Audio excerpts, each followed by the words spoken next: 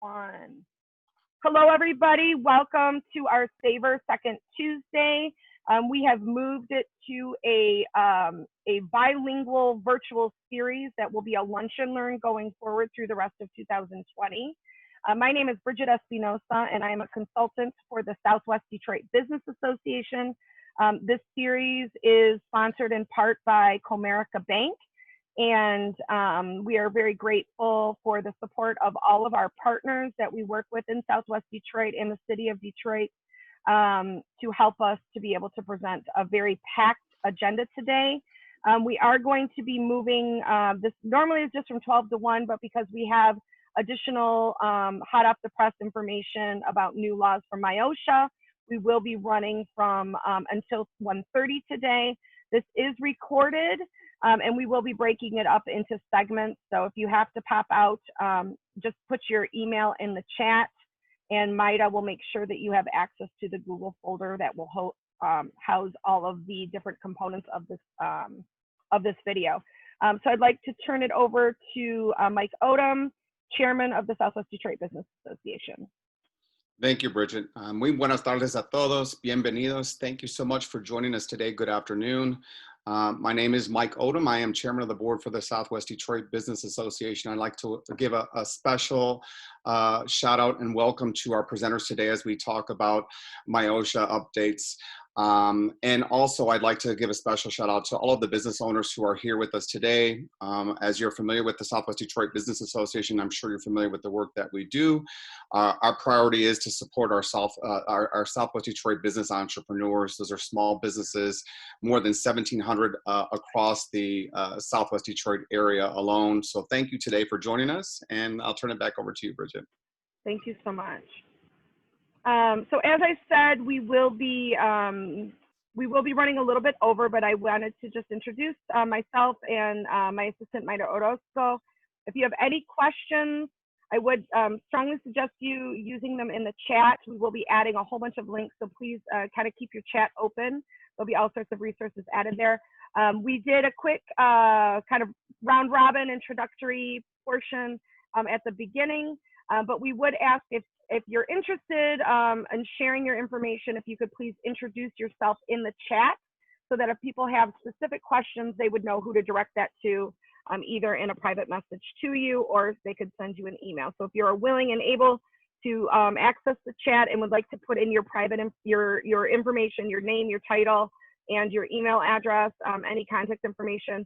And if you would like Maida or I to follow up with you afterwards, please include that and you can just send her a private message. She is taking attendance today and putting this into our database. And so additional information is always, supported. All right, so here is our agenda for today. We already did our introductions and our virtual networking portion, and we have expert panelists here from all over the city of Detroit. We're going to be covering startup space, an overview of DetroitMeansBusiness.org, and also a quick preview of Wayne County's website, Accounting Aid Society and their Academy Services, TechTown Detroit Ask an Expert program. I would be remiss to not bring up the census. This is way too important of a topic to not include in every workshop that we do.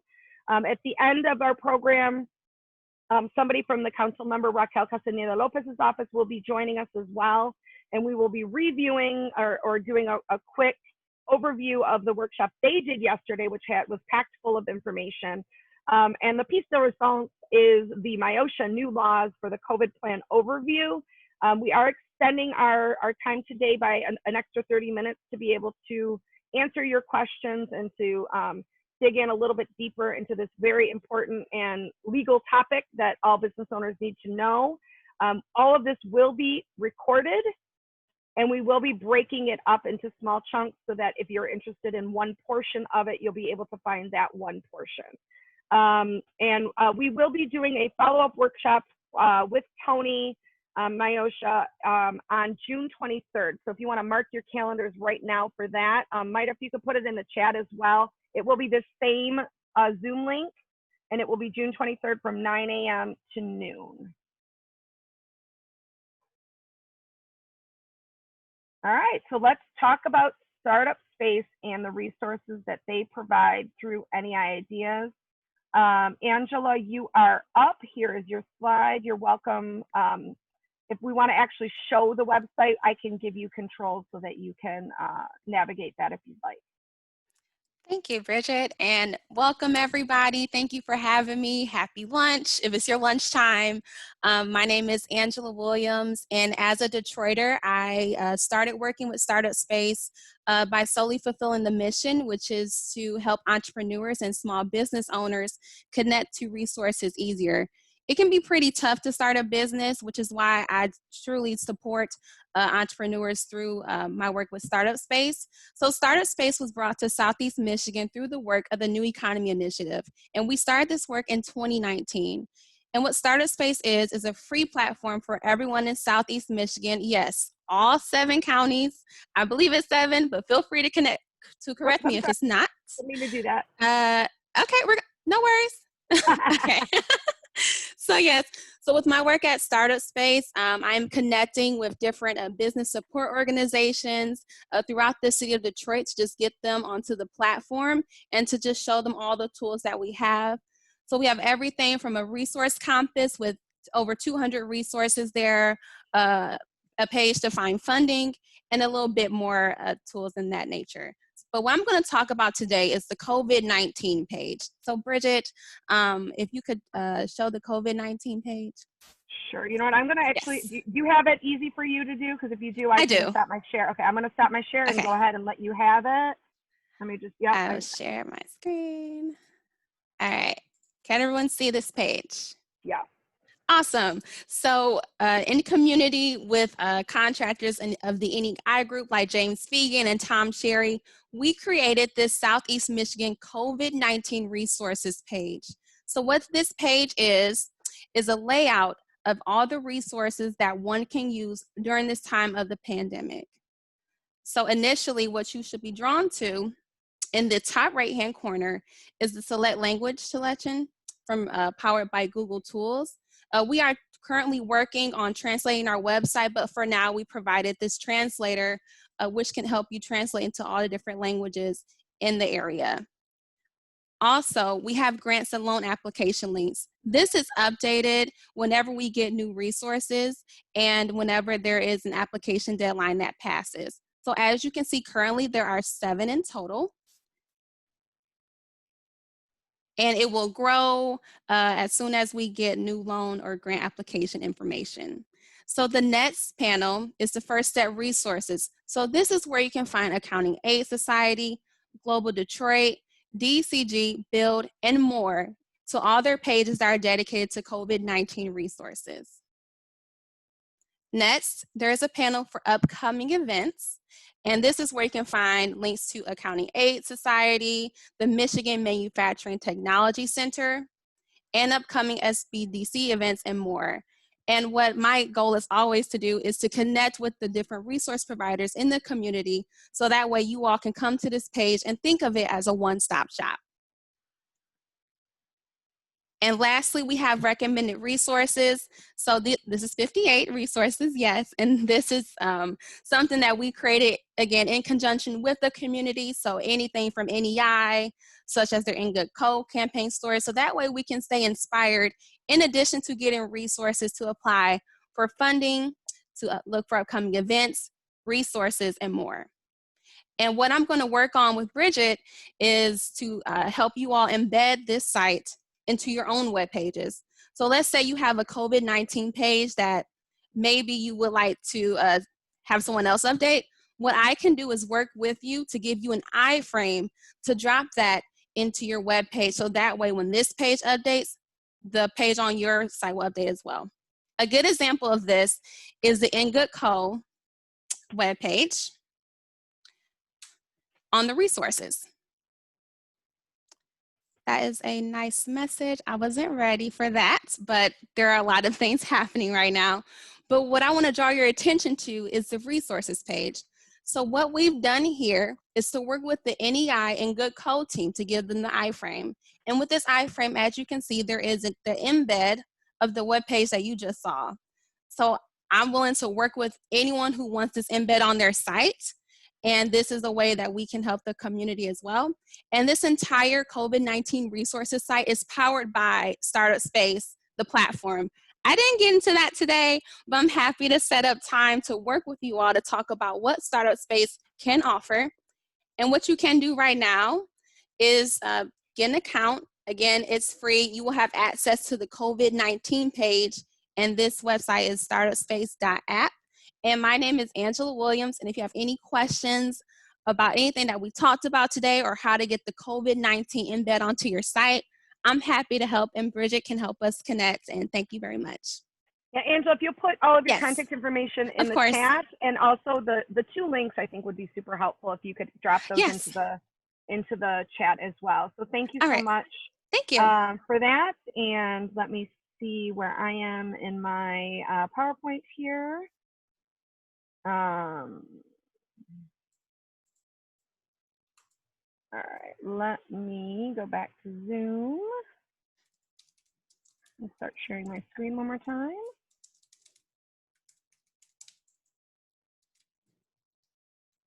All right, it automatically kicks you out of the presenting mode when you're doing that. All right, cool. All right, next we've got DetroitMeansBusiness.org overview. Lily, do you want me to kind of take the reins on this, or do you want to go ahead and share your screen? You'll see that the agenda is up, and I repeat it with each thing, so people will know when they're up next. So Lily, what are you thinking? Do you want to do it, or do you want me to do it for you? I'm happy to, Bridget, since I'm here, and then you Awesome. can fill in or with any information that you feel like I'm missing. No, I'm good with you doing it. You know the site better than I do, and I know there's been updates just recently. So if you want to go ahead, I'm going to stop sharing my screen. You can go ahead and share yours.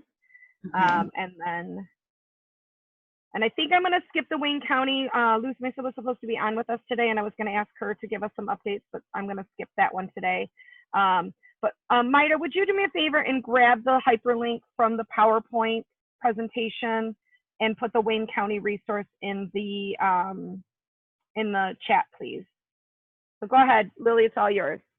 Okay, thanks. Good afternoon, everybody. This is Lily with DEGC. We've been working closely with Detroit Means Business, which is a coalition of organizations, including DEGC and the City of Detroit, to bring together as many resources as possible to help businesses safely reopen during this really difficult and challenging time. So I just want to do a walkthrough of all the things that are on here, and also remind everybody that this website is constantly being updated. The situation changes certainly weekly, if not daily, and so it's definitely worth coming back here to check the new resources that have been added and the new information as things become available from the state and the city. So the first thing that is kind of front and center here on the homepage is download the reopening playbook. This is a really long document that has a lot of health-based information about how to safely reopen your business. And when you click here, it'll download the document to the device that you're using. And you can read through all the safety information that's recommended for reopening a business. Some of the things I'll draw your attention to in there is at the end of that, I'll just click on it and we can take a look at it together. At the end of the document, there are actually some tools that you can put into practice for your business. So like a screening questionnaire and a checklist for your staff. That's one tool. A return to work business protocols. So things like that that are really helpful. In addition, there is a contact center. So if you need help navigating all this stuff, you can come here to either fill out a form, make a phone call, or phone me.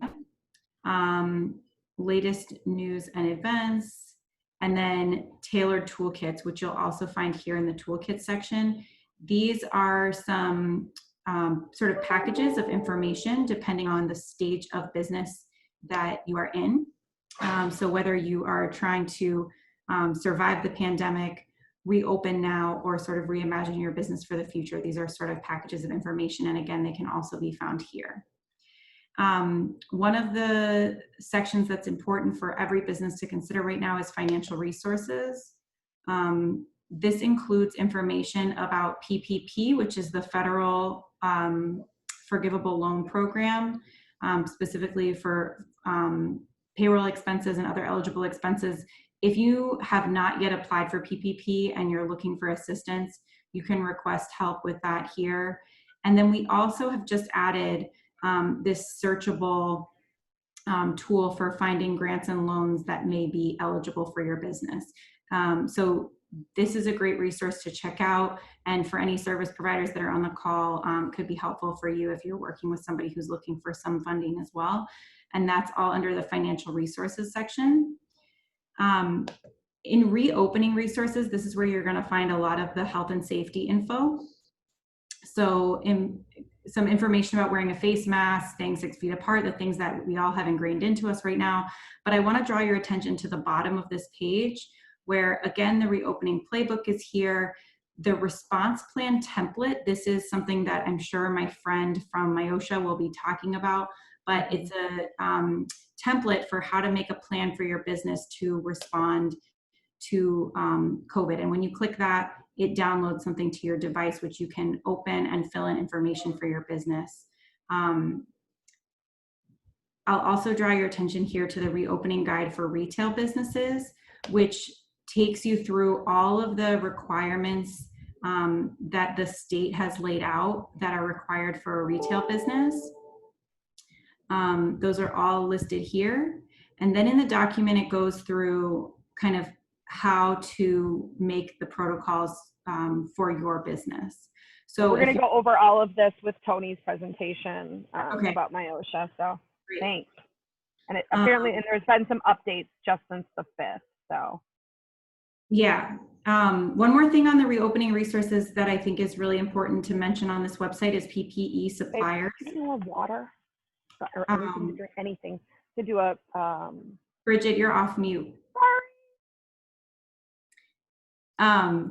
So the PPE suppliers, if you're a business owner that's looking for PPE and you don't know where to find it, go to the reopening resources and other resources and you'll find it here.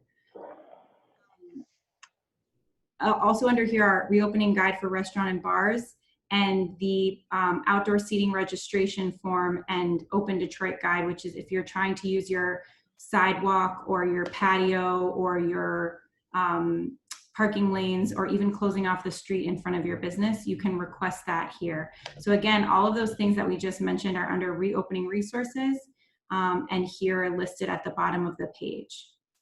If you need help navigating any of this, definitely call the helpline or fill out the help form because we're all, we have a bunch of staff ready to support because this is a lot.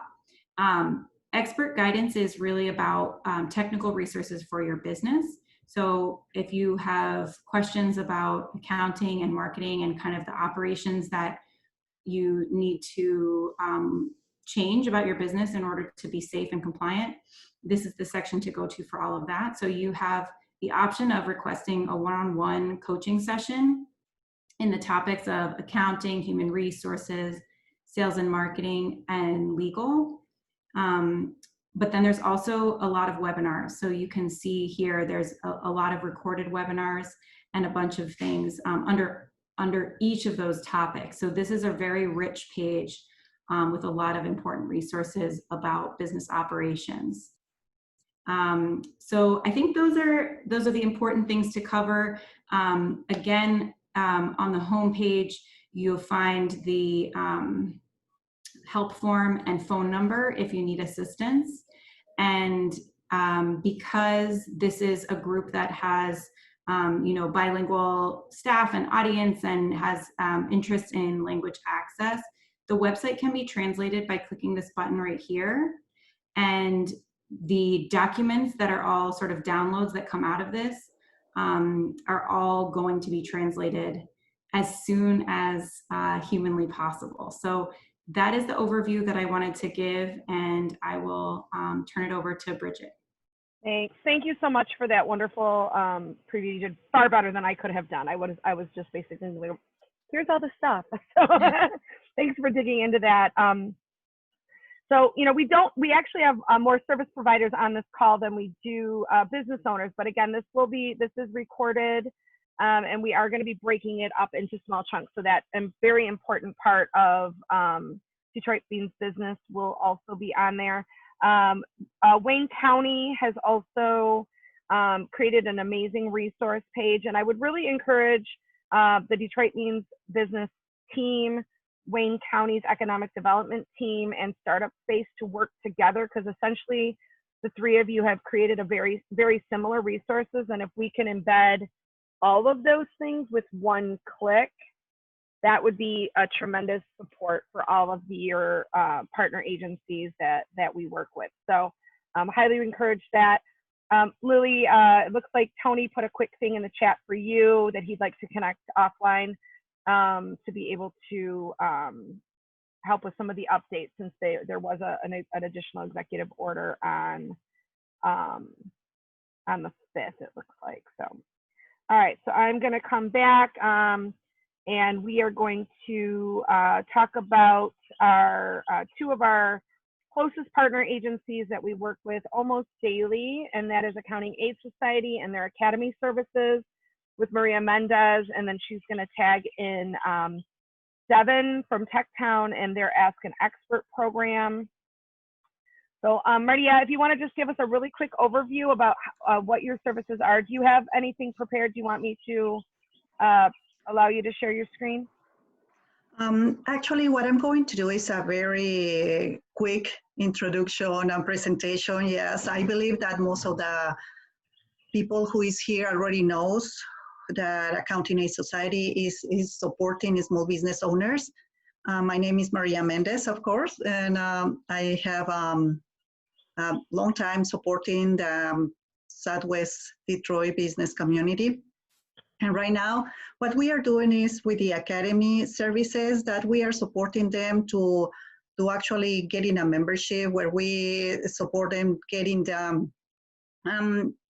set up some accounting systems, understanding their finance, and understanding actually their numbers, because we know that is the hardest thing for us small business owners to actually understand their numbers and be able to talk about them with lenders, or even for these situations that they are having right now with grants that they need to apply for. And this is what we are trying to support them very much. We do taxes. We are filing taxes. We are still really busy right now, and we still having some openings for new tax preparation for clients. And feel free to give me a call, or just go to our website. When you get to our website, it's going to be Accounting Aid Society. And if you link in the Accounting Aid Academy, you are going to be able to enter to the resources that we offer for small business owners. And thank you very much for listening. Thank you, Bridget. Wonderful. So, and we can also provide that referral. That's one of the things that we do best, is to provide referrals to our partner agencies. And so if you would like a referral to Accounting Aid Society Academy, or to Maria directly, you can reach out to either me or my assistant, Maida, and we will fill out that form for you. And so I'd like to turn it over to Devin. And Devin, do you want to be able to share your screen? I mean, I can. Yeah, that's fine. You want to show them? I think it would be good to see the navigation of the expert and the things that you do. So I'm going to stop sharing now, and you can go ahead and take over. Mm-hmm. So we'll give you just a couple of minutes to do it, like super fast, just so people know where it exists. I think a lot of times, you know, Techtown Detroit is known for a lot of things, and their professional services network is a unique niche, you know, that you guys are able to leverage those relationships that you have. So thank you so much for taking time out to come on and explain this. Yeah, absolutely. My pleasure. Thank you for having us. As Bridget mentioned, my name is Devin, and I work on the Professional Services Network team as a program coordinator here at Techtown Detroit. And so Ask an Expert is a program that we first relaunched formally last spring, and is kind of what Detroit Means Business, what the platform mimics. because Joanna and I were fortunate enough to be able to collaborate with Detroit Means Business in the Ask an Expert platform. So the same like functionality, like a similar like intake process is involved. So Ask an Expert is a program here at TechTown that is offered all year round. And it is a platform that is open to the public. And so you do not need to be a TechTown client. You do not need to be a Detroiter. You just need to be a business owner who is seeking resources. Typically, we host all of our meetings in person at TechTown, but given the current situation with COVID-19, health is our top priority. So we want to make sure that we are that we're prioritizing that. So all of these appointments for the foreseeable future will be offered virtually via Zoom. And so what I'm sharing with you now is just kind of like what the page itself looks like. And this is, like I said, a free platform that is available to the public. And you kind of get a chance to choose. There's like general instructions on the top. So the idea is that as an entrepreneur, you can click any one of these industries and take a look at a given expert. Like if you're looking for legal resources, public relations, we are onboarding more members of the PSN and reaching out so that we can have more like a more robust availability. But the idea is that you get to self-diagnose and you get to take a look at someone's skill sets and say, hey, this is what I need. This is I need to speak to somebody from this industry. And you get to have a 25-minute free consultation with them. And we ask that folks bring 1 to 2 questions, like specific questions. And this is also open to anyone in their business journey at any time. So if you are a growing, you're a small business owner and you're bringing on extra folks, and now you're able to, be a team of 5 instead of a team of 1. And say you want to meet with someone from human resources to talk about expansion and payroll and how you're going to post your job and where you're going to, make that online offering. It's a great opportunity, but this is also for folks that might be in the idea phase of their business and they haven't even reached a point where they're generating any sort of revenue, but they want to start having these conversations with a professional from the industry. So, hey, HR professional person, I'm planning like this business. This is my idea. And as I expand, I want to know when I should start seeking to hire a professional to do like, where's my capacity at? So this is for everybody. And like I said, I directly like manage the day-to-day operations of this program. So if you click on the expert at techtowndetroit.org email, that goes directly to me, as well as my personal email, which I will share in the chat box as well. All right, thank you so much. Yeah, Maida already added the TechTown Detroit link for you, the Ask the Expert link, but if you want to put any other contact information that you want. All right, so thank you so much for sharing. Would you mind unsharing your screen so I can come back? All right, I also had Maida add the Wayne County Economic Development. We're on the Wayne County call each Friday, and it's still in development, but for the majority of the people on this call, this would be a really fantastic resource for you. We have been joined by a few additional people that weren't able to jump on at the early part of our call, and I would like to acknowledge them. So Zach, do you want to do a quick introduction? Sure. Thanks, Bridget. My name is Zach Ormsby. I work for Councilmember Raquel Castaneda-Lopez. And I am happy to assist with small business matters as you're reopening your business. I can hunt down answers for you. Maybe our office can already answer those questions. We just had a small business reopening webinar yesterday in Spanish and English. So I'll be sharing recordings of those webinars with Bridget, as well as the presentations, hopefully later today, if not tomorrow. So if you can share those with everyone. Yeah, I will for sure. Yeah, my assistant Maida was able to get on the call yesterday, and she did a really great recap for me. So I've got bullet points, and I'm going to go over those high level bullet points in a slide coming up really quick. We have some additional business owners and community leaders who have joined our call as well. If everybody could put their name, their title, and their email address in the chat, that will help us for just kind of attendance purposes, and also for, you know, if people want to reach out to you. So please feel free to do that. And I can make the chat itself available. So if anybody wants that chat sent to them afterwards, you can just send an email to Maida and she will add you to it. I'm going to create a Google folder with the recordings of this call, along with the chat itself is actually a downloadable portion of that. So, okay, we're going to go back to the presentation.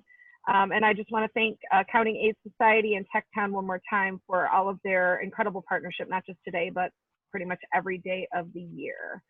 So this is what we do around here. Okay, so as I said earlier, I would be remiss if we did not talk about the census. It is just extraordinarily important. I was glad to see that we've got Eva Torres on our call, and this is, you know, one of the things that she is working on as well. I don't know what happened to my census slides. They were here a minute ago. Let me see if I can. I had to move some things around with the MIOSHA. Where'd my census stuff go? Ah! I apologize, everybody. I thought this was, all right, so I'm gonna skip census for right now and we'll come back to it. Apparently I did the Q&A first, so actually, Zach, you're good to go. So if anybody has any questions for any of our experts from TechTown Detroit, Accounting Aid Society, obviously we're here from the Southwest Detroit Business Association. I'd like to introduce my colleague, AC Alray, who is the manager of the Small Business Advocacy Center, which focuses on construction and workplace development, job place development, and I've got weird things going on my screen here. So the joys of technical difficulties. So if anybody has any questions for any of us, and then I'm going to do a quick recap. So Zach, if you want to come on the screen, and then anybody you know, has any specific questions you might be able to answer. So we are going to cover some of this stuff with the MIOSHA, so I'm going to zip through this very, very quickly. But as Zach said, they did this yesterday, both in Spanish and English. Normally, this monthly workshop is in both languages, but due to time constraints and also the fact that our the Spanish-speaking businesses aren't in mass today on the call, we are only doing this in English, but all of this information is available to you in Spanish. Toda esta información está disponible en español. Hay un taller que hicieron ayer lunes que tiene toda esta información tanto en español como en inglés y lo podemos hacer. Entonces, si estás viendo este video, pueden comunicarse con nosotros y te podemos dar la información. So real quick, these are the 6 main expectations from the health department. And again, we're going to cover this with the MIOSHA laws as well, that people are taking daily temperatures, they're socially distancing between employees, that everyone is wearing masks, and that everyone has PPE supplies. I would also be remiss if we didn't tell people that we do have free PPE available, and today is the deadline for that sign up. Maida, if you would do me a favor and put the registration link for that PPE in the chat for me. And Zach, feel free to jump in if you see something that you'd like to expound on. This was covered yesterday as well about resources to renew or get a business license. There's a phone number there, 313-224-3179. Para renovar su licencia de negocio, 313-224-3179. Special land use if you need to change your zoning. Environmental affairs for the Detroit, oh, that should be detroit.gov. Sorry about that. I will fix that before this goes live. Working to make sure that the litter is kept to the minimal and that the outside of your business stays clean. And there are packets for restaurants that are restaurant specific. And let's see what else we've got here. Bridget, really quickly, I would just add to that business licensing comment that currently BC expects to be back downtown in person June 29th. and they are going to be flexible. If your business license expires at this time in this window, they're expecting to give up to 60 days of leniency after they get back into the building. So you don't need to worry. Zach. Yeah, you don't need to worry. Just make a phone call and get the inspection scheduled for sometime later in the summer. You know, if you would add that to the chat, I'll copy and paste it, and I'll add it to an additional slide before this goes public so that everyone has that information. Okay, great. Thanks so much. That's really important information. I know there's some stress about the business licensing process and the renewal process. So as we know, this has been a moving target, and restaurant and carry out and outdoor guidelines have all been shifted in a really positive way, and we're really grateful for the city for making that so streamlined. There is a one-on-one coaching and toolkit at the Detroit Means Business that Lily just shared shortly, just a little bit ago. The liquor license is a state of Michigan process, and you do need to go to the Liquor Commission's website in order to get that, but they have also streamlined that process. The two biggest things that we know about restaurants going forward, and this, I understand this is, you know, a kind of a to be determined how long this is going to last. So until it is changed, it will stay this way. And that is that 50% of restaurants, they can only be at 50% capacity with no exceptions. And that is a state regulation.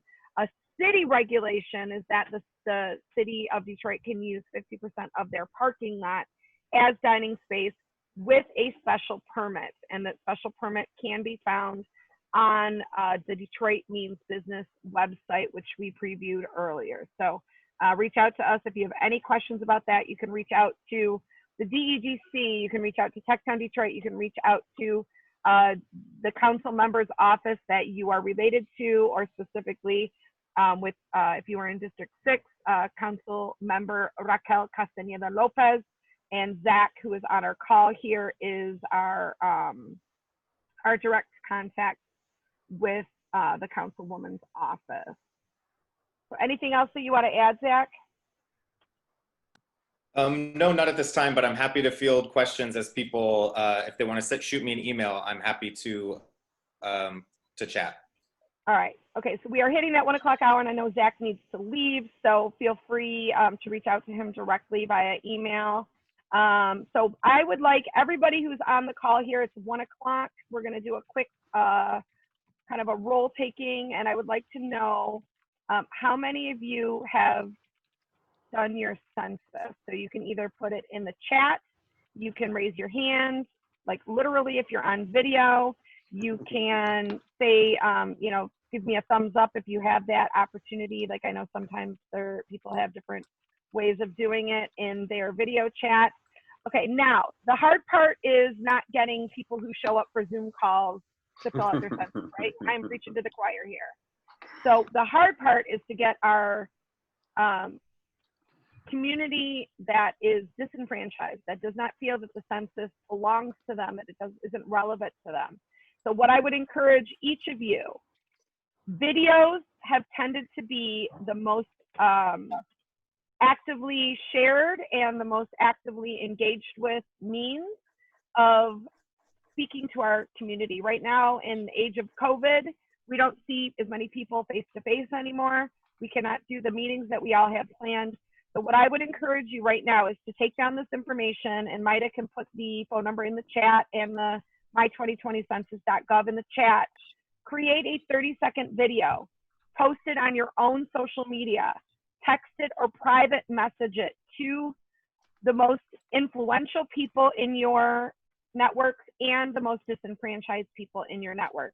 We need Detroit to stand up and get counted, and we need it in all languages.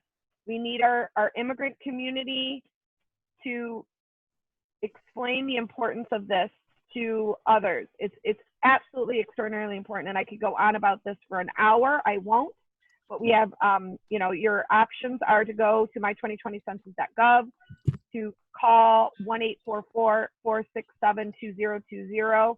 You can respond in 12 different languages by phone and online, or fill out the ballot, the application that was sent to you All right, so I just wanted to mention too that this is every month, second Tuesday, same link. If you email Maida, she'll actually add you to the calendar invite. So all you have to do is a one click for next month. Our next topic on July 14th is e-commerce and contactless payments. And we will have a couple of our SCBA members providing that. I do not have a topic yet for August 11th, and I am open to collaborations and open to suggestions. We've been kind of doing the hot topics of the day. So if anybody has any ideas about what would make for a good lunch and learn for August 11th, please share that either in the chat or with Maida directly or with me directly. And then I believe we are going to go on to MIOSHA in just a moment. Last little shameless plug. The Southwest Detroit Business Association is a membership organization, and we collaborate and also support our Michigan Hispanic Contractors Association with a dual membership. Due to COVID and due to the amount of support and benefits that we are able to provide to the small business community in the city of Detroit and surrounding areas for contractors, we decided to have our membership be free. So we are providing all the benefits, all the services without any fee until July 31st. At that time, you can decide if you are, if you've received enough to be able to join us going forward, and then your membership would be renewed with a payment on August 1st. And if that's a problem, if you're still struggling after COVID, just let me know directly and we can waive the fee for just about any business. So please let us know if there's anything that we can do to help you. And if you are interested in membership, you can just send Maida a quick message, or you can go to southwestdetroit.com/membership, fill out your registration, and that's it. It takes less than 2 minutes to receive free membership for both associations. Okay, so I am done with my pitch now, and I am going to turn this over to Tony from MIOSHA. Again, I know most of you had blocked your calendar out for just 1 hour. If you're able to join us and stay on the call, please do. If not, this is recorded, and we will be breaking up this MIOSHA portion into its own short video, hopefully, short video. So stay on the call as long as you're able without, apologies to pop off as you need to. Again, the chat and the videos will be made public at request. So we will be posting some of them on social media, but if you want all of the recordings, all you need to do is just send us a quick email, and Maida will share that Google folder with you probably within the next 48 hours. So we're going to try to get this information out as quickly as we can. All right, thank you. I'm going to turn it over to Tony. Thank you, Bridget. Good afternoon, everyone. My name's Tony Smikla. I work at MIOSHA in the Consultation, Education, and Training Division. For those of you who don't know, MIOSHA is divided between enforcement and non-enforcement staff. I am on the non-enforcement side. We offer confidential private consultations. We provide employee trainings, and we educate employers on what they need to do to comply with the MIOSHA standards. My personal contact information is at the bottom of this slide. Feel free to email me directly or call me directly with any questions you might have. I am the industrial hygienist who has been assigned Wayne County employers. So you are my clients. Feel free to reach out. Everything's free. I guess for starters, just to make sure everyone's on the same page, Michigan OSHA, MIOSHA, is different than OSHA. We are a state plan state. We have our own laws and our own requirements. So when it comes to COVID, if you are looking to follow requirements, you want to follow the MIOSHA requirements, not the OSHA requirements, which are different. So just wanted to get out ahead of that one. And then once you've complied with our state requirements for MIOSHA, of course, look at what your county and your city require as well. DEGC would be a great resource for that kind of information from what I saw. Let me advance my screen here. Hold on one sec. Is that still sharing for you guys? Can you still see that? Nope. Oh, okay. Sorry about that. Let's try this again.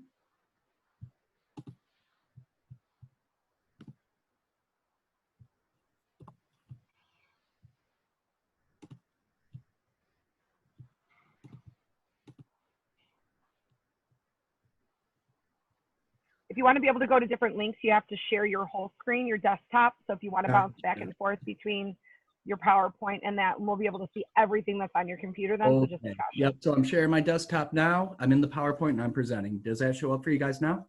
Right now you are showing your, yep, now you're presenting Very again, good. yeah. Okay, Yeah. in business. So COVID-19 requirements. There are different requirements based on the industry that you are a member of.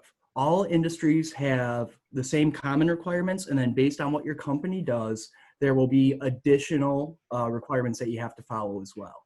The source of these requirements is Michigan Executive Order 2020-114. You can enter the term Executive Order 2020-114 into Google. It'll pull it right up. I've also provided a link to it in the chat if Maida can reshare that for everybody. So the purpose of this presentation is limited to reviewing the requirements that are in Executive Order 2020-114. The reason that this is pertinent at this time is 2020-114 replaces 2020-97, which was found to be unconstitutional. And it just came around June 5th, so this information is currently correct, but it might all change tomorrow, just like everyone else said. That being said, you need to be careful when you're looking at other sources from Michigan that they are directing you to follow 2020-114 and not 2020-97, which is now invalid. The general requirements for every workplace are kind of listed out on this slide. Regardless of what your company does, if you have an employee who does not work from home, if you're sending an employee to your brick and mortar restaurant, if you're sending your employee to a store, if you're sending your employee to a customer site, you need to comply with these orders in order to do business before your first day of operation. So what do you need to do? It's listed out here. You need a written preparedness and response plan. That was the document that was shared by DEGC. There's also a hyperlink in this presentation to probably the same Word document. So it's a template, it's a fill in the blank form. Every business needs to fill that in for themselves and have that on file. And Tony, I'm going to interrupt you just for 2 seconds because this is a really important thing. I'm going to repeat it in Spanish just in case somebody's watching this on the video. And then I also wanted to talk about the workshop that we're going to do that we'll touch on this. So, muy importante saber que estos son ya requisitos de ley para cada negocio que existe. Si vas a tener empleados dentro de tu local o en un sitio de construcción, por ejemplo, necesitan hacer eso por ley. La primera cosa es que tienes que desarrollar un plan de preparación y cómo vas a responder si alguien se enferma. Nosotros vamos a hacer un taller detallado con apoyo bilingüe, o de hecho trilingüe, hasta en árabe y en español lo vamos a apoyar. El 23 de junio de 9 a 12 de la mañana con el mismo enlace de Zoom Saver. Entonces ahorita les vamos a dar toda la información. Es un documento de como 8 páginas. Entonces vamos a hablar sobre ese documento y ayudarles a llenarlo con el apoyo de nosotros. Okay. So everyone, we are going to be doing a follow-up workshop on June 23rd. From 9 a.m. to 12 p.m. with Tony to walk us through that document. It is available to you in Spanish and Arabic and basic Chinese, as well as English. Obviously, we will be going over it in English with some bilingual support, or actually trilingual support.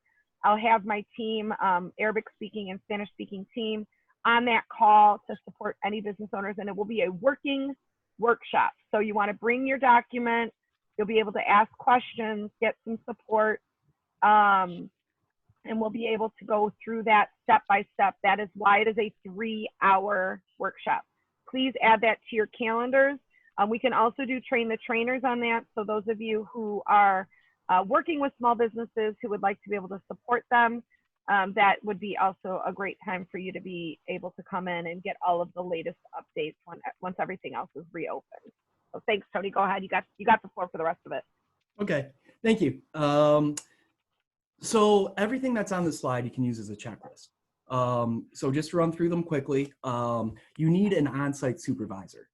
So it needs to be an employee who is present at the location throughout the time. And whenever there are any employees present, that specific employee must be present. So think of a manager or whoever opens a shop, closes a shop, somebody who's there all day long.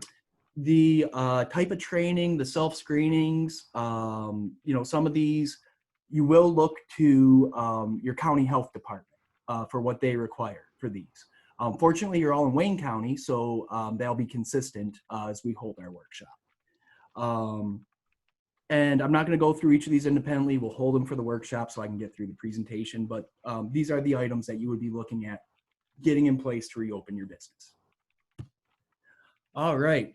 Down at the bottom of this slide is the preparedness and response plan template that I mentioned. If you click on that hyperlink, it will bring up the Word document that we will work on in the workshop.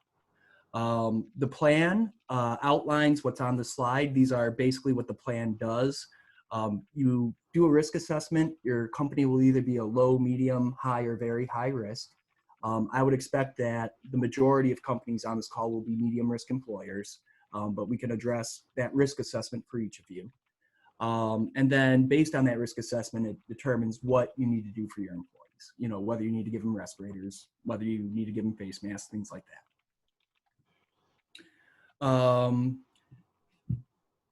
This is just kind of a blowout of that previous slide, giving a little bit more information on what each of those boxes may consist of. One of the big elements in returning to work is minimizing people who return to work. So, if you have staff who don't physically need to be in a location, try to work out remote systems that allow them to work from home, to telework, things like that. For things like the cleaning and disinfection protocol, once again, it depends on what industry you're in, how much cleaning you have to do. For example, restaurants need to do much more cleaning following a positive COVID case than other employers do. But you want to focus on frequently contacted areas, make sure you use an approved disinfectant, and make sure you train your employees, on how to do the cleaning procedure. For a lot of these disinfectants, you need to leave a sufficient contact time to actually deactivate the viral fomites that are on the surfaces. So, you may need to train them, spray, wait 5 minutes, then wipe, or whatever it might be. The response and notification plan is really just how you notify public health people if you have a positive COVID case. And there's a lot of human resource elements in what you do once you have a positive case, as far as notifying other employees, return to work, payment of benefits, things like that.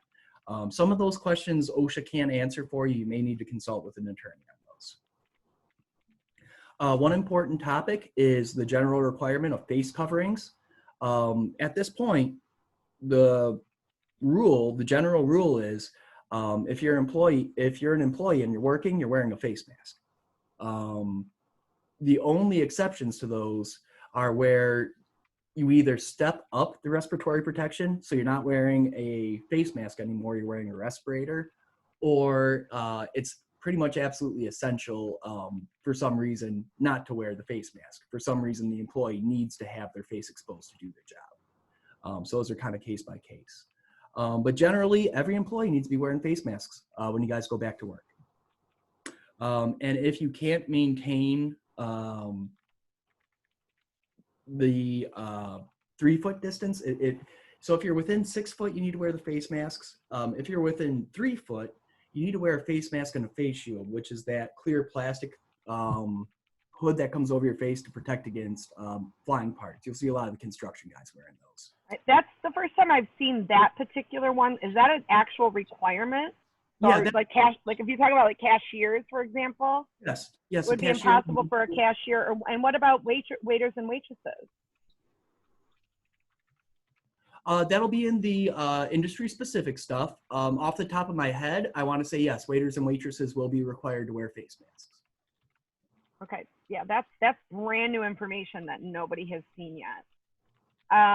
Bridget, I have a question. The face shield, Bernard. it says 3 feet of distance. Is that correct, Tony? Yeah. So you're talking about all restaurant workers for the most part, right? Because cooks are standing elbow to elbow together, and cashiers are going to have to exchange money with clients and waitresses. That's a pretty heavy requirement, Anthony. I know you don't make the rules, but. Yeah, and keep in mind, this is only for low and medium risk employees.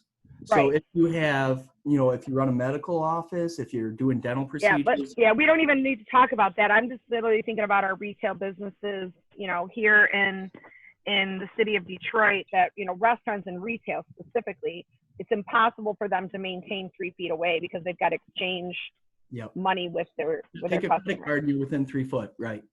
Yep. So they're requiring that plastic shield that goes over the mask. That is by law, that's a requirement, or is it a recommendation? No, that's a recommendation. So the first one says required, the second one says Got it. It says consider. Got it. Consider, yeah. Okay.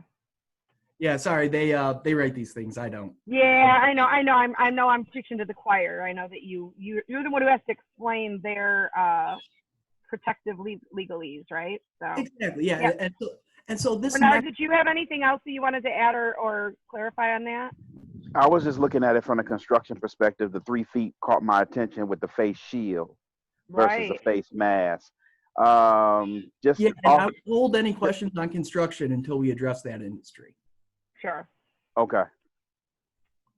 Bernard, maybe we need to do a very construction specific workshop with Tony or one of his colleagues as well, and see what we can do to kind of help our team. What do you think? I love that idea.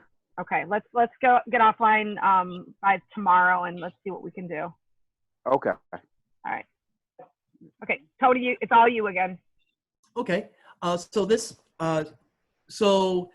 the requirement is for a face covering, non-medical grade face covering, which is really pretty much anything. And this slide kind of spells out the difference. When you see something in our orders that requires, for example, a face covering or a surgical mask or an N95, this slide kind of represents the difference between those and kind of what the requirements are for each of those.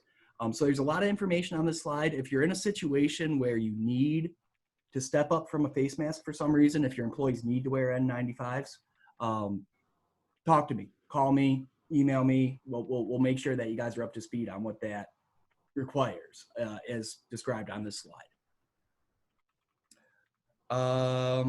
Yeah, I think that's all I need to say on this one. Yeah. The employee training. I do have a question real quick question. No problem, Bernard. The difference in the N95s, and is there a difference between that and the K95s? KN95, yes, there is. Okay. There's a significant difference. It'll take me a few minutes to explain. You want me to go into it? No, go ahead. We'll talk later when we get. I just wanted to get that understanding. Yeah, no, that is an important distinction, Renard. No, yeah, they have not been able to certify the KN95s. They're not as tight. They're not fitted, and that's the number one thing. And the particles don't filter at the same level. Close, but no cigar. Yeah, I can. There's a lot of careful things I can say when we start talking about that. So that's why I answered for you, Tony, because I know. That's why I answered for you, because I know you got to be careful. But yeah, that's. Thank you. Yeah. Okay. So all employees need to be trained on the items in this slide. So every single employer needs to have a huddle with their employees about COVID-19 return to work. Doesn't need to be the most formal thing in the world, but you're gonna at least want to know who attended the training. So you're gonna want a sign-in sheet or something so you can say this employee was trained. And then what's on this slide is pretty straightforward. It's kind of hard to understand, but workplace infection control practices, that's how you're disinfecting. That's how you're controlling how people move in your facility, that kind of thing. Proper use of personal protective equipment, that's showing a guy how to put on and take off their gloves, explaining, what kind of face covering they're using and why. Steps they must take, call your manager if you wake up and you got a cough and you got chills and you got the symptoms. You're going to let them know what they need to do. Don't come into work, call so-and-so. And then the last one's blocked by my screen. How to report on safe working conditions. The training is important for employees, certainly to protect themselves. But if you don't answer their questions the next step usually is they call MIOSHA enforcement to get their questions answered. So it's in your best interest to make sure that you have answers for these questions. So Tony, let me ask you this. Could we do, I know every company has to do this because their processes are going to be a little bit different because of their actual space, right? But could we do a bilingual employee training video or video call where we could have like all of the restaurant employees that are Spanish speaking, for example, in Southwest Detroit, be required to get on a call and be able to train them with support? Because I feel like a lot of our employers are going to feel like they don't have the expertise. They will if they come to my workshop. Right? But I mean, is that something that I know you might not be able to offer it, but could we offer it, and would that count? I don't think that would count. Because they need to know explicitly, my gloves are in this cabinet, in this hall in my building. If they're out, I go and I call this phone number for this person in my company. And we can't blast that out to everybody. Got it. We can do, for example, proper use of personal protective equipment. I could demonstrate how to don and doff gloves. I could show them how to put on and take off a face piece. So we could do that element pretty good. Okay. But then they're all going to be using different stuff. So the way you take the respirator is different than another. So, but that's a necessary thing, Tony. Bridget, I see so many people improperly using their PPE. Agreed. It's just mask over their mouth. And it's like, what's the point in having PPE if you're not going to use it properly? Right. Well, and the gloves especially, right? Because the gloves, if misused, are actually more dangerous than just washing your hands. All of it. All of it, if misused, is more dangerous. Yeah, and I mean, yesterday, first day that restaurants are open, I went to pick up carry out, and the cashier wasn't wearing a mask. Everybody else was. And I just kind of jokingly said to her, I'm like, is there a reason why you're not wearing a mask? And she goes, because it's 90 degrees in here, the air conditioning's, broken, and I can't breathe. So I took it off. And I thought, I don't know, then maybe you need to go home, sister. And so, I mean, that was not a Detroit business. I'm not going to call them out for it. And I was just getting carry out, so it didn't drive me crazy. And I was wearing my mask. But, those are the types of things that we're already seeing it on day one. I was bothered by that. Most people are saying that they can't breathe in the mask. That's why I'm asking a question about the face shield and the level of protection, because if we do understand the virus, that would be dual protection. So you would have a mask on underneath the shield. Okay. Thank you for clearing that up. Because I see a lot of people just going with the face mask, and I was wondering if that was enough. And you're saying no. Depends on the industry. Okay. Yeah, this is tough. These are important conversations, so. Should I because people need to know. Because I see it in, like you say, food service with the restaurants, but I'm thinking specifically with construction. In a lot of cases, the construction workers are wearing respirators and sometimes face shields, but that's part of the regular PPE for a construction worker, pending the job that they're doing. When I see other people just out in public, let's say just whatever, they're not wearing the PPE properly at all. Mm. So I'll let you continue. Okay. So those are some of the training elements. Now keep in mind, these are this is something everybody has to do. We're going to get into additional requirements later based on industry. This is kind of the catch-all, adopt any additional measures as necessary. That's legalese, that's whatever else you think you got to do, you do it. The graph on this one shows total cases by county. Not surprisingly, Wayne County is the highest. What does that mean? That second bullet point, additional controls may be necessary based on tasks performed at the worksite and rate of infection in the community. You guys are going to need the highest level of infection control, theoretically, of any employer in the state of Michigan, because your rate of infection is the highest of any employer. Your county rate of infection is the highest. So why is this important for Southwest Detroit? Because you guys are going to be looked at a little bit tougher than other people due to the rate of infection. Record keeping, very dry subject. I just wanted to put this out there so everyone knew. This is your information to give to your HR person, you know, whoever keeps your employment records. This is what they need to record. I saw DEGC seem to have some really good screening and surveillance stuff just in the 5 seconds I saw them. But it looks like that's the kind of stuff you could use for this documentation.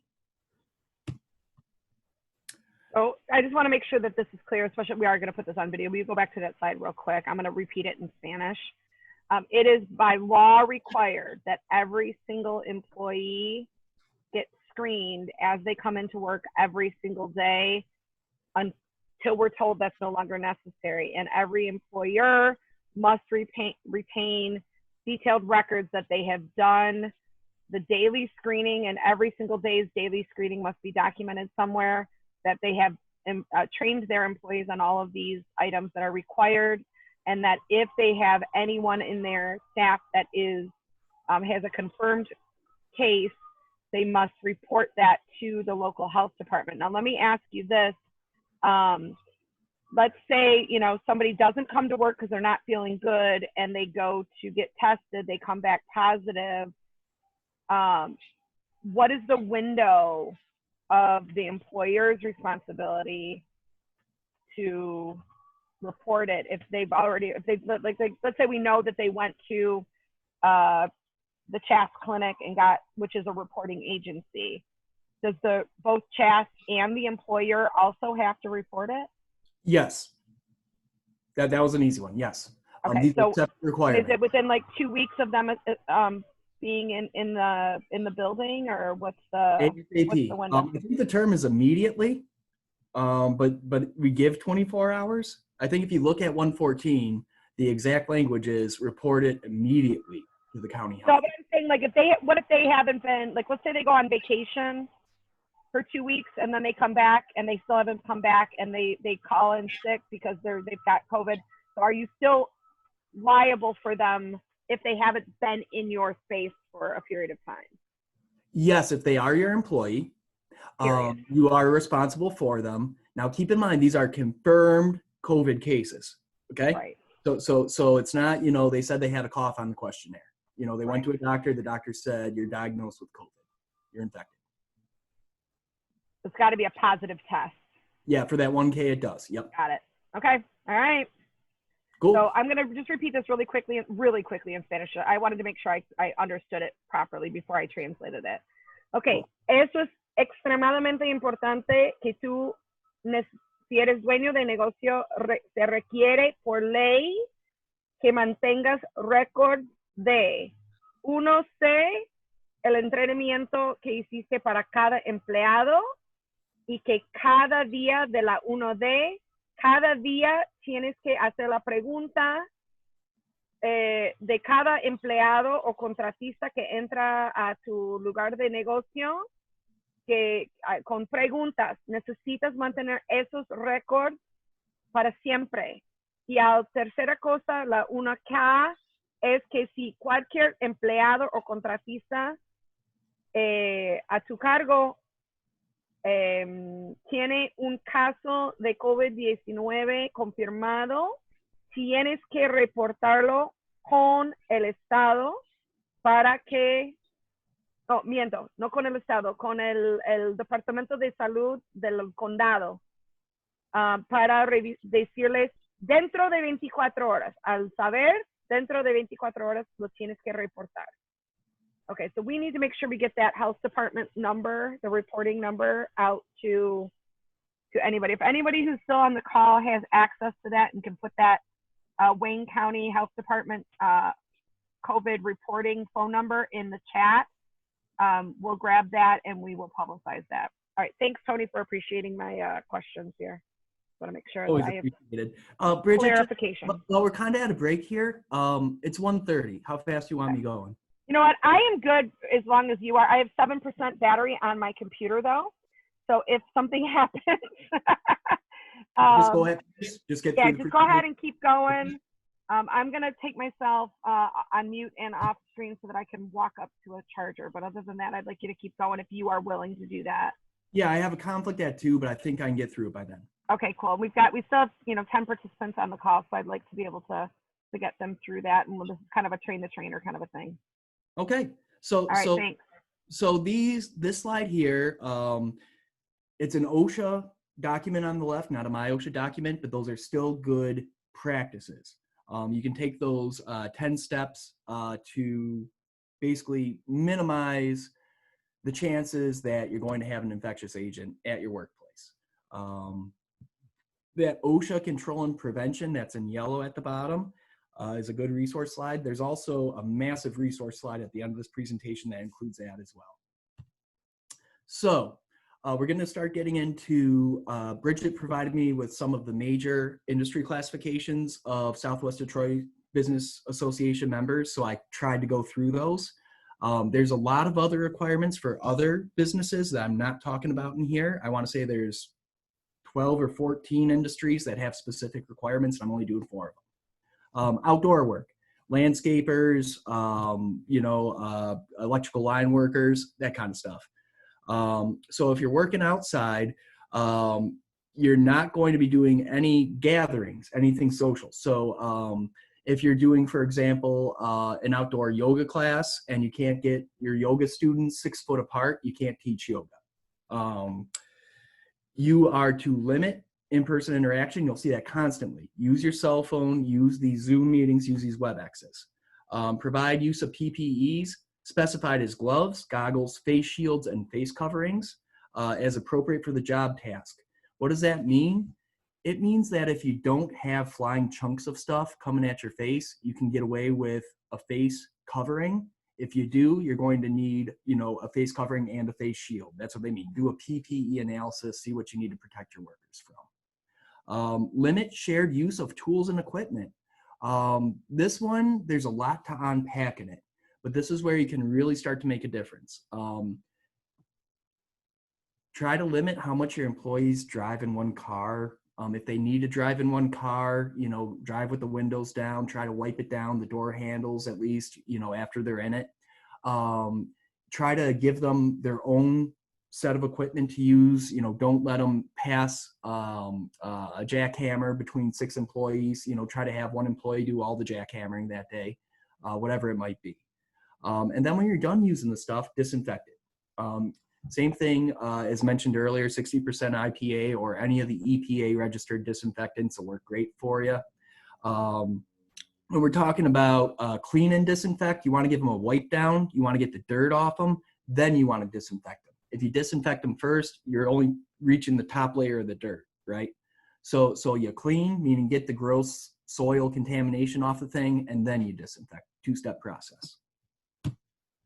That's it. There's not much, right? If you're working outdoors, there's a lot of fresh air. There's not a lot of people around. There's not a lot of chance of you getting infected. So their requirements, their additional requirements are minimal. We're looking at shared use of tools and equipment and disinfecting your tools, pretty much. Construction, though, construction's a different world. So we have a lot more for construction. As opposed to requiring their employees to complete a daily screening questionnaire, construction employers have more liability. You have other subcontractors on site, you have visitors on site, you have vendors who deliver materials to site and waste contractors who take it off. Anybody coming onto your patch of land, entering the facility is a key term, right? Wherever your fence line is, wherever you exercise control, if somebody's inside there, you need a questionnaire for them. If I come, MIOSHA comes in to inspect you, you need that MIOSHA person to complete a questionnaire to come on your construction site. Once again, you have a good example of a questionnaire I saw earlier. The additional thing for construction is if you can get your hands on a no-touch thermometer, you're required to do no-touch temperature screening. You are not to get a stick in the mouth thermometer and stick it in everybody's mouth, right? That's a bad idea. That gets people sick.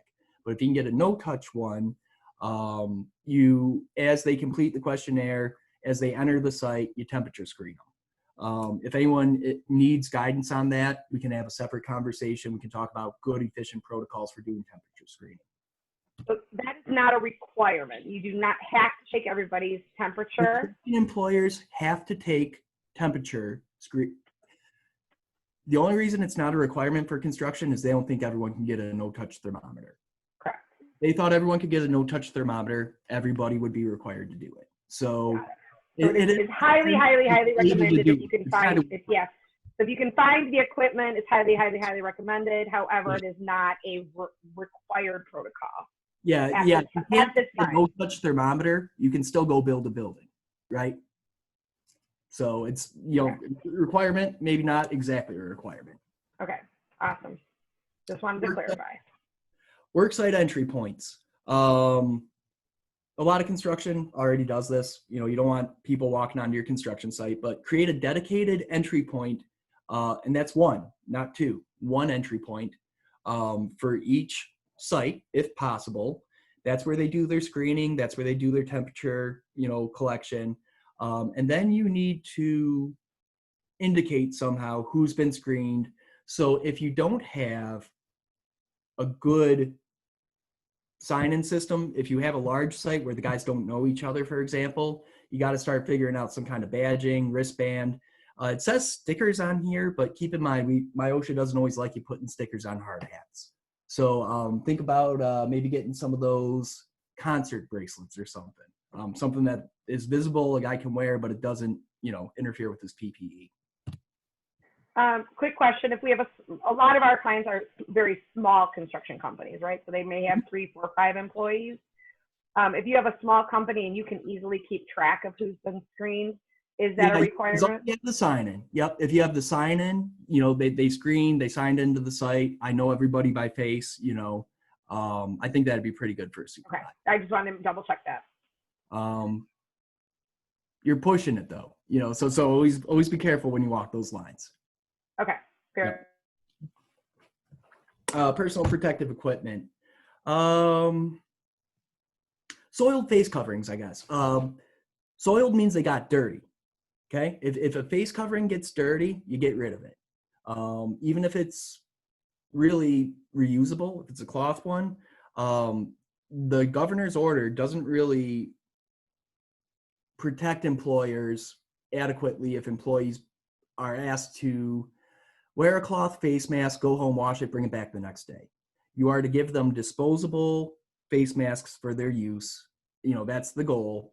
And as they become soiled, they dispose of it. It goes in the general waste.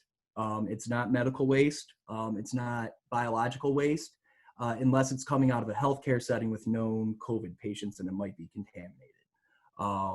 If there's any blood on them, that becomes medical waste. If someone's coughing up blood, I don't know. But short of that, it's just general waste. Work gloves, personal protective equipment. We're talking either type. Okay, nitrile are disposable.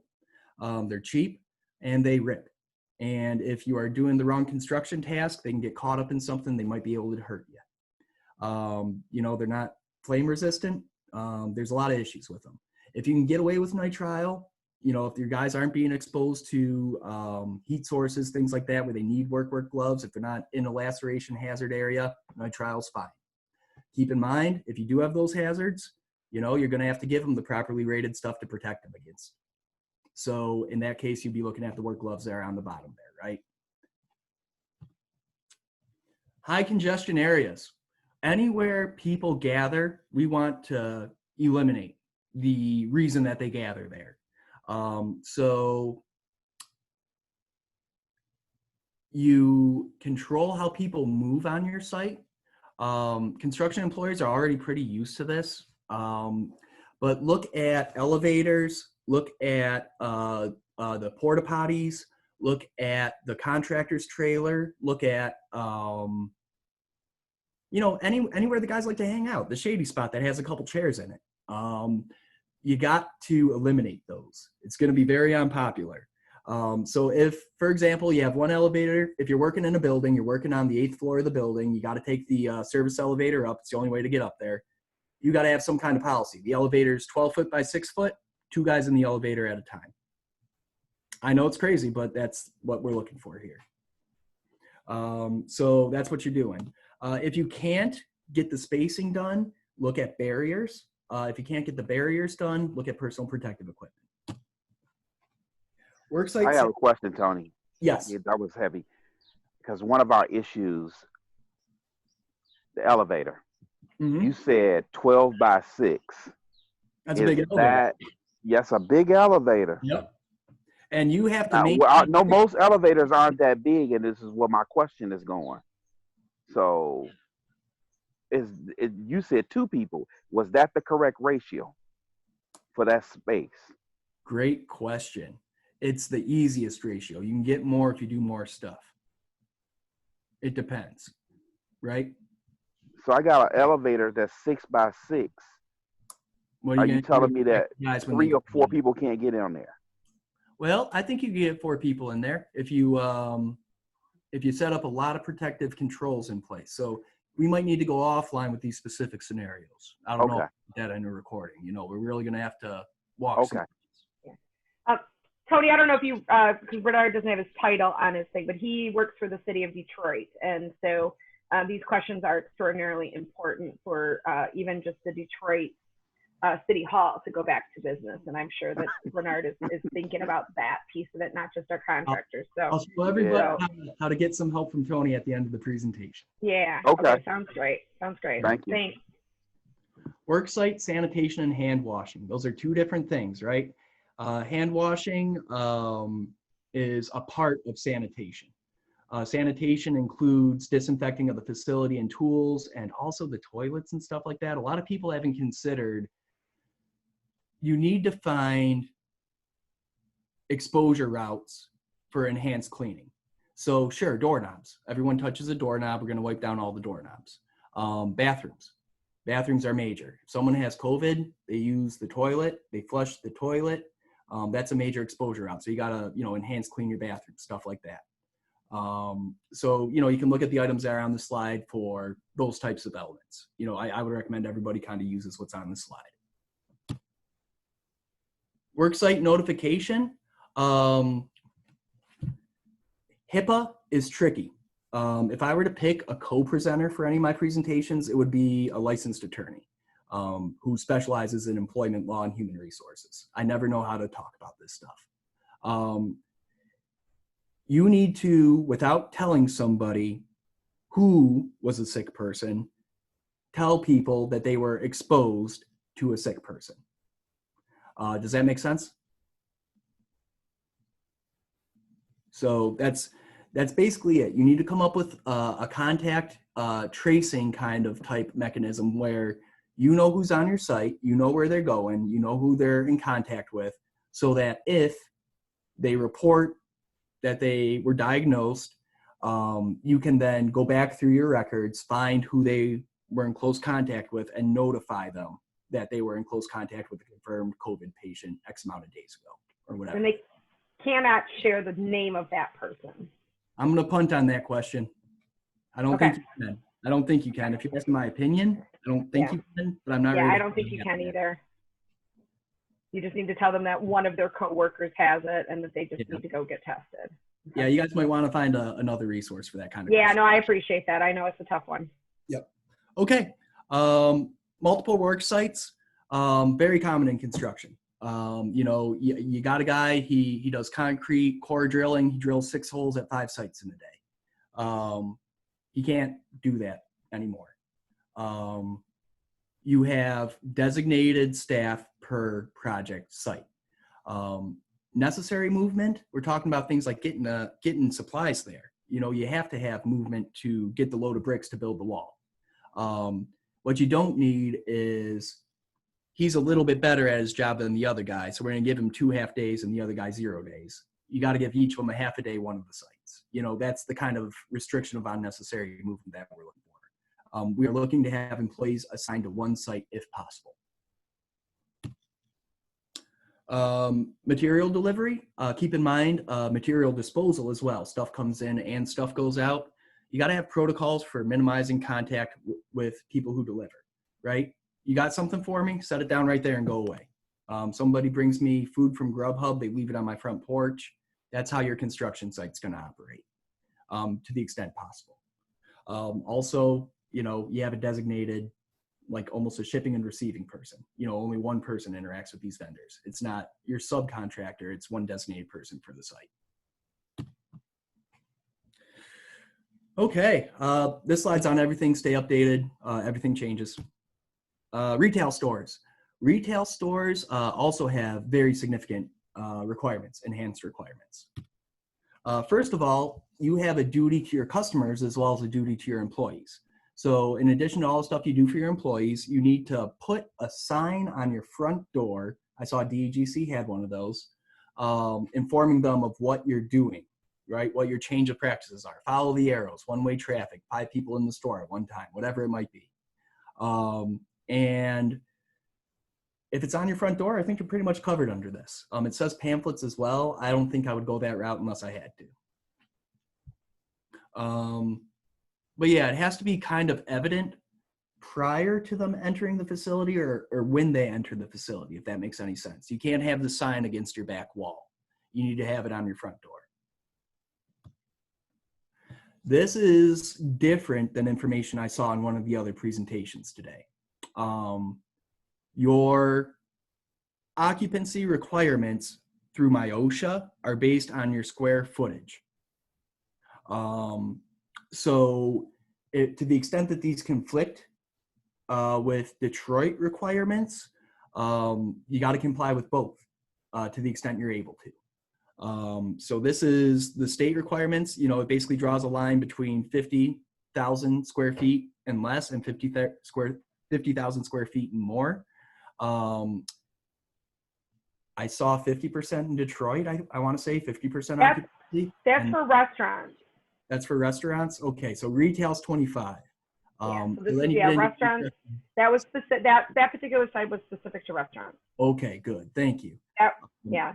So same thing. Keep in mind what industry you're in. Makes a big difference. So hold on. I just wanted to double check.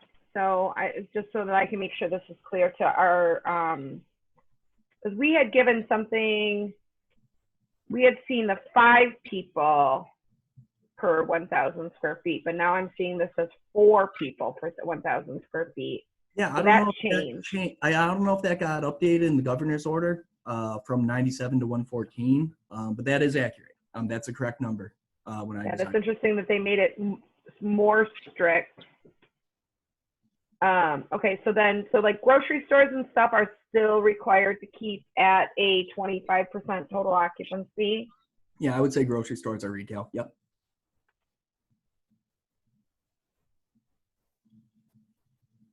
Oh wait, hold on. This is confusing because it says for stores of less than 50,000 square feet, it's 25% occupancy, and stores of more than 50,000 square feet can only limit 4,000 per 1,000 square feet. Got it. That's the ratio. Got it. Now I understand. More for small businesses, right? You can imagine one of our Detroit strip mall mom and pop shops that has, I don't know what, 3,000 square feet. Is that a fair number? Yeah. Yep. That's a good number. So they couldn't get anybody in there. So this is kind of a gimme for the smaller businesses. Got it. Okay.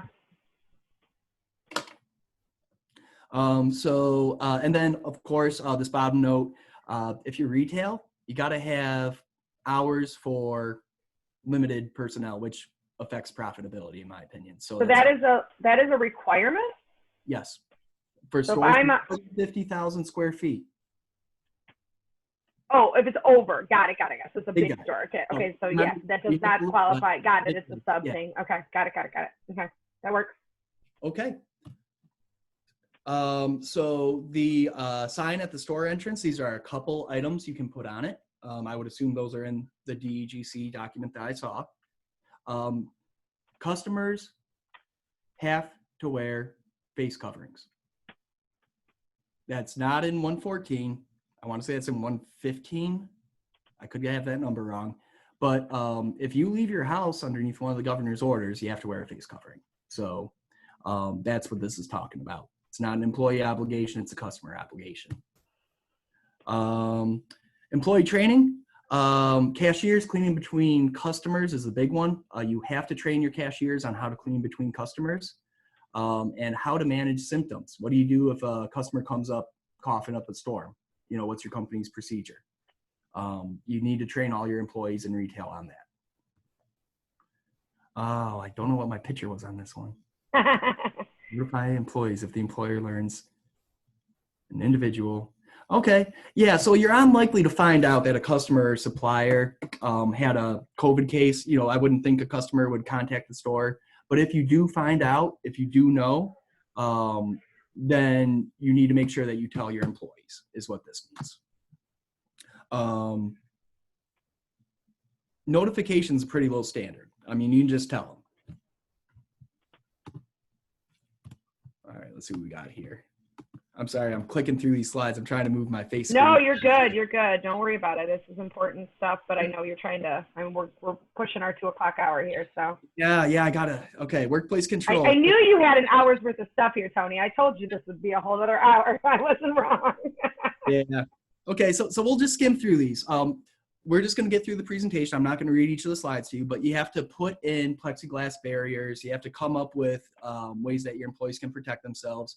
If you've gone grocery shopping, you've probably seen the arrows on the floor, one-way, direction.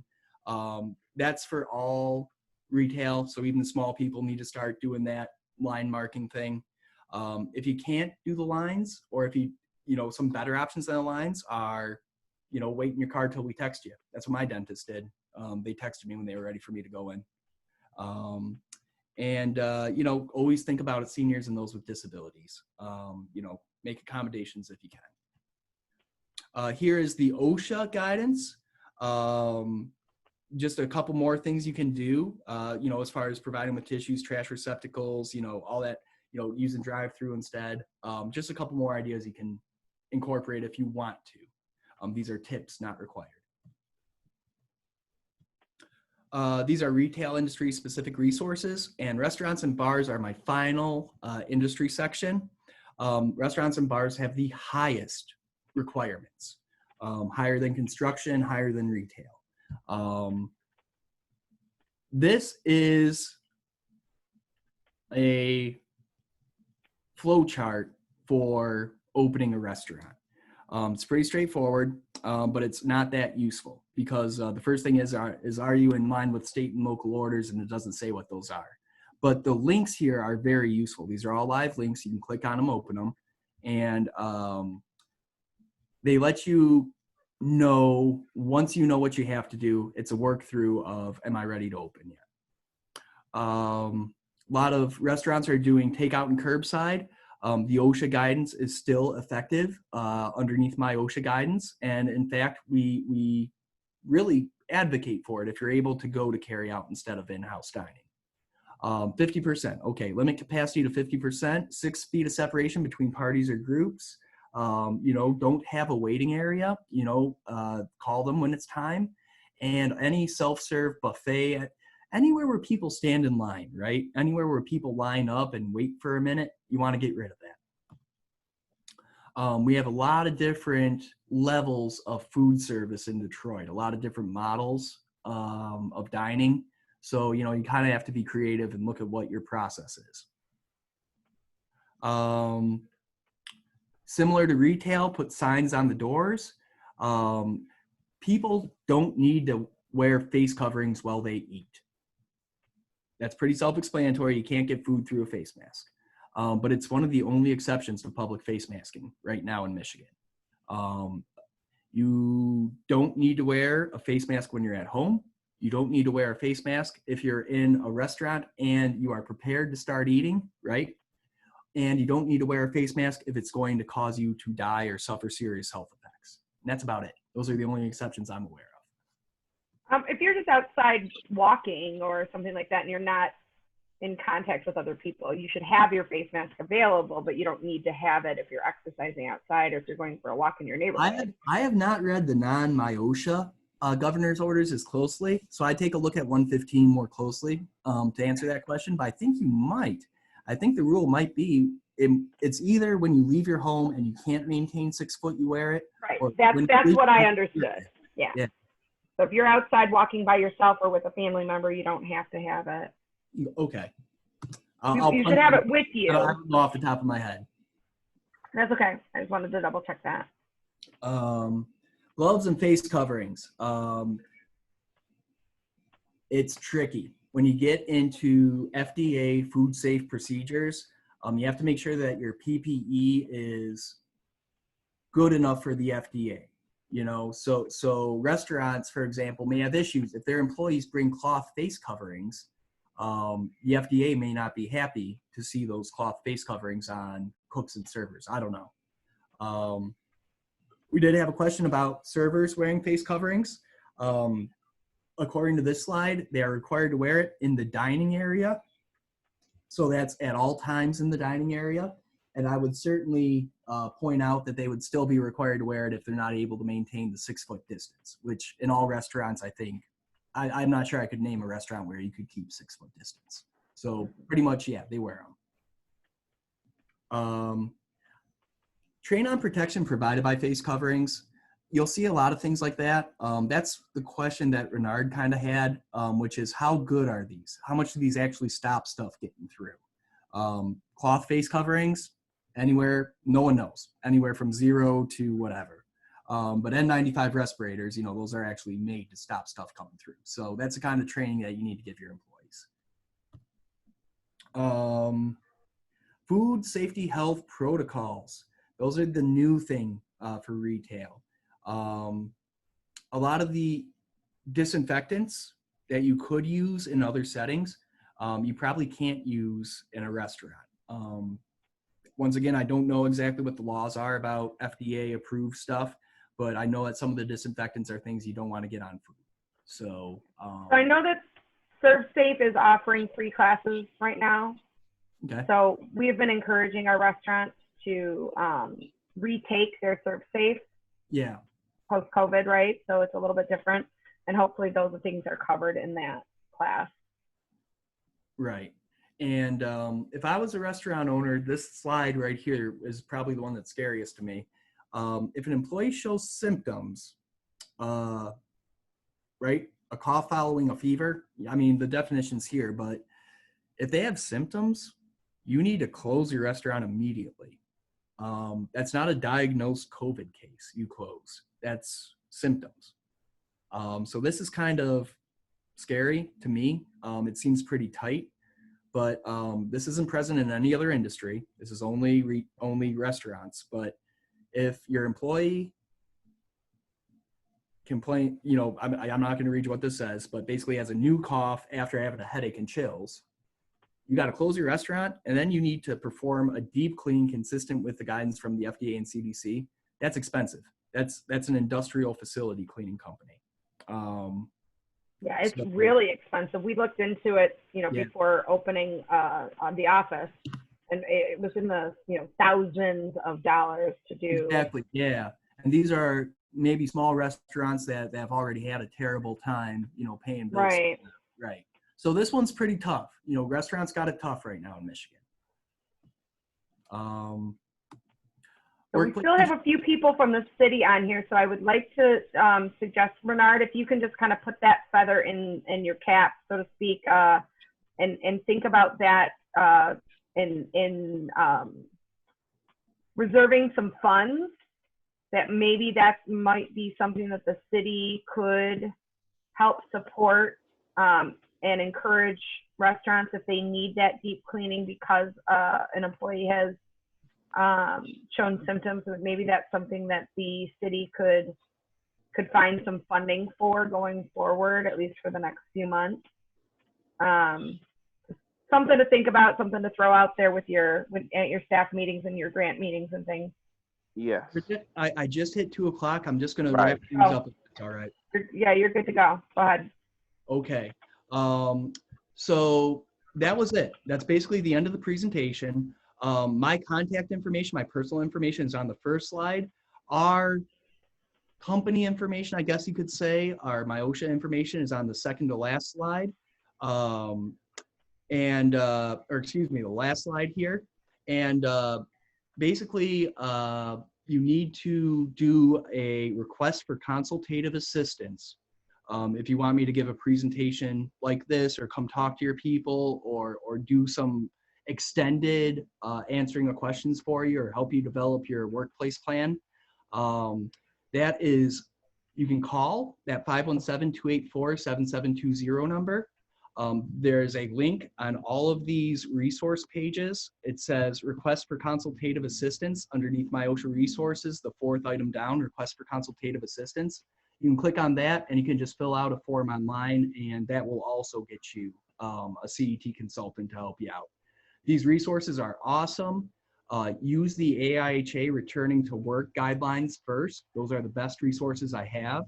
And then, all the rest of the stuff, feel free to call me to talk about how you can use it best in your company. I'm real sorry, I got to jump off the call. No, go ahead and go. Let's circle back in the next few days if possible, and we'll come up with a plan for the future, okay? Sounds good. Go ahead and unshare your screen and you can go ahead and go off, and I'm going to stop the recording at this point. Thank you everybody for joining us for our Savor Southwest Detroit second Tuesday. And we will be doing these workshops every second Tuesday at noon. Occasionally we may have topics that will take us over the hour, and we'll adapt as need be. So I'm going to go ahead and stop our recording now. So thank you very much. But those who are still on the call, feel free to stay on if we want to continue this conversation.